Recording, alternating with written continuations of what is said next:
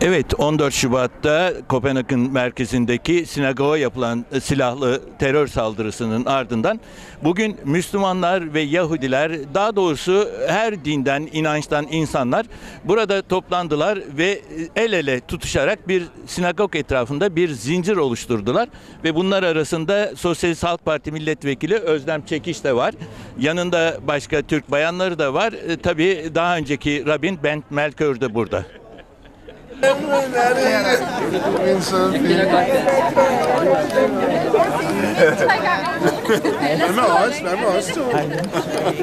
Evet Özlem, bugün de buradasın. Daha önce de Bent'le beraberdin. Önce neden buradasın ve nasıl bir duygu? Burada olmamın nedeni din, ırk demeden el ele beraber barış için durmamızın çok önemli olduğunu bildirmek için geldim. Bir de Yahudi cemiyetine olan bu nasıl desem terör bir tek onları değil aynı şekilde Müslümanları da vuruyor. Ve Müslüman ve Yahudilerin, Hristiyanların beraber barış için bir durmaları çok önemli. Nasıl buldun ilgiyi? İlgi çok güzel. Bir sürü Müslüman, Yahudi, Hristiyan, ateist bir sürü insan kol kola el ele duruyorlar ve bu da çok önemli barış için. Çünkü savaş konuşma istemiyor, kelime istemiyor. Savaş çok kolay. Önemli olan barış. Hej Bent, hvad synes du om det, alle de mennesker? Jeg er meget bevæget og meget glad. Det er sådan set en drøm, jeg har haft i årtier, for at vi skal være fælles, muslimer og jøder, sådan som vi har det i Danmark, kristne og jøder, skal vi også have muslimer og jøder. Vi kæmper den samme kamp for god tilværelse, for mindretal, og derfor er det her virkelig helt fantastisk, og jeg synes, at vores unge muslimer har vist vejen til de ældre, hvordan vi skal have det med hinanden. Jamen, jeg har haft den glæde en gang at besøge Tyrkiet. Istanbul har jeg været i, og er stadig i kontakt med medlemmer af den jødiske menighed i Istanbul.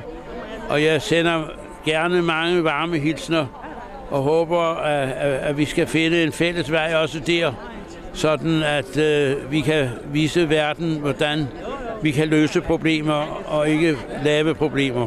Tusind tak. Her må du stå, og så holder du ryggen fast. Jamen, ellers så sørger vi gerne for en stol til dig, Bent. Eller en sofa. Jeg tror også.